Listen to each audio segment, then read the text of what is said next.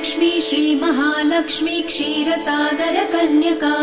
उत्तिष्ठ हरिसम्प्रीते भक्तानां भाग्यदायिनी श्रीलक्ष्मी श्रीमहालक्ष्मी क्षीरसागर कन्यका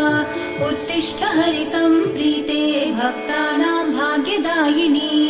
उत्तिष्ठोत्तिष्ठ श्रीलक्ष्मी विष्णुवक्षस्थलालये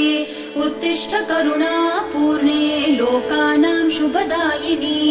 उत्तिष्ठोत्तिष्ठ श्रीलक्ष्मी उत्तिष्ठ करुणापूर्णे लोकानां शुभदायिनी श्रीपद्ममध्यवसिते वरपद्मनेत्रे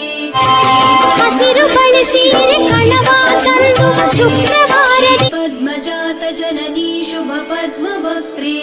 श्रीलक्ष्मी भक्तवरदे तव सुप्रभातम्